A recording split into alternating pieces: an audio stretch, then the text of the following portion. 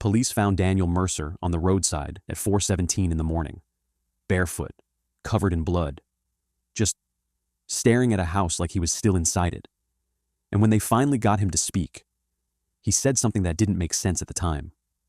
"The little girl saved me from the thing upstairs." At first, officers thought he was just in shock, trauma, stress, something broke in his mind.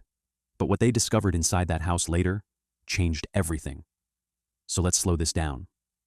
3 weeks before that night, Daniel Mercer moved into the Blackthorn house, an abandoned mansion sitting far outside Wren Hollow. No neighbors close enough to help. No one around to hear you if something went wrong. He had recently lost his wife, and according to people who knew him, he just wanted silence, a place where he could disappear for a while. But the locals, they warned him, not about crime, not about trespassing. They warned him about the time. Don't stay there after midnight. Daniel didn't listen, and that is where it started.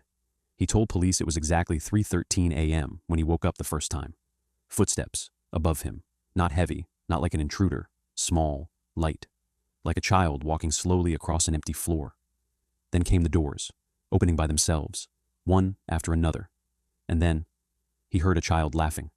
Now listen carefully here, because this is the moment he stopped thinking it was normal. He searched the entire house, every room, every corner, nothing, no one, except something strange, wet footprints, small ones, as if someone had just walked through the house moments before him. And those footprints led upstairs, to the attic.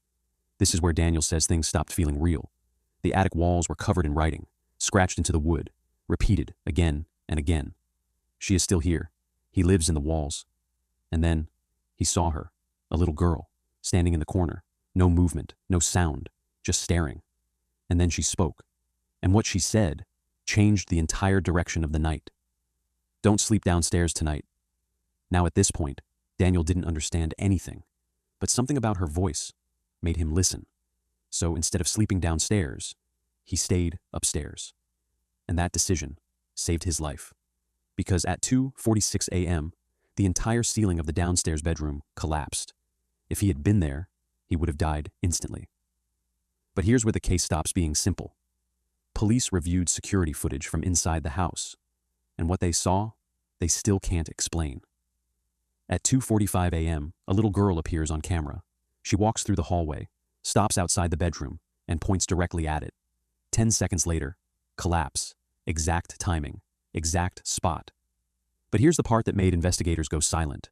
There was no child found inside the house, no footprints leading out, no sign of entry or exit.